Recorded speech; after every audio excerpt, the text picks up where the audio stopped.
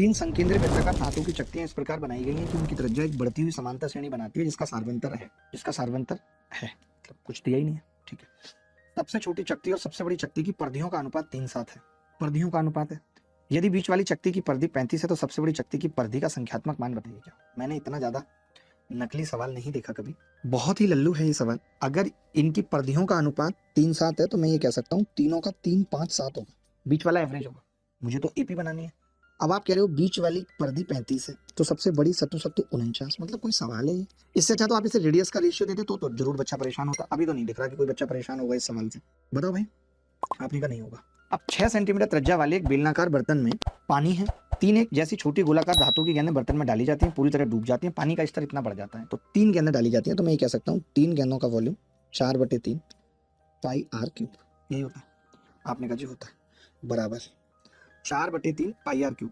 अब इससे कितना बेलन बढ़ जाता है? तो आपने कहा बेलन की हाइट है जी इतनी, पाई आर स्क्वायर कितना है बेलन का 6×36 इंटू 0.5 मतलब 1/2 हाइट लिख दी मैंने। देखिए एक बात तो तय हो गई कि पाई नहीं आएगा, एक बात तय हो गई पाई नहीं आएगा। 3 से 3 कट जाएगा, 9 जरूर आएगा तो पाई नहीं आएगा। 2 से भी ये कट जाएगा 18 बार, 9/2 आएगा तो 9/2 आर की क्यूब आ रही है 18/4 यानी 9/2 तो 9/2 की पावर 1/3 पूरा लिखने की जरूरत नहीं है, इतना तो समझदारी है, आप समझते ही हैं। अगला सवाल है कि x + 1/x -2 है। ये देखते ही हमें समझ में आ जाता है कि x -1 है। अब -1 की पावर ऑड होगी तो -1।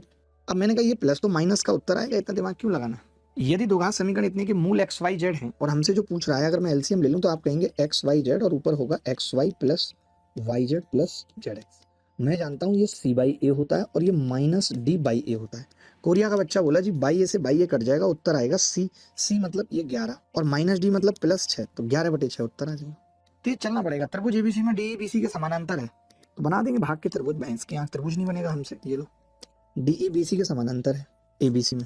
डी भुजा एबी पर और ई भुजा एसी पर स्थित है। एडी और समलंब के क्षेत्रफल का अनुपात ये कह रहा है ये 9 तो ये 16 है तो मैं ये कह सकता हूँ ऊपर वाले त्रिभुज का 9 और पूरे का 25 है। तो फिर भुजाओं का कितना होगा? आपने कहा अंडर रूट ले लेंगे, ये एरिया का है तो साइड का क्या होगा?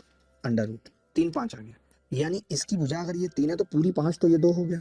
यही पूछ रहा है 3, 2 इज द करेक्ट आंसर।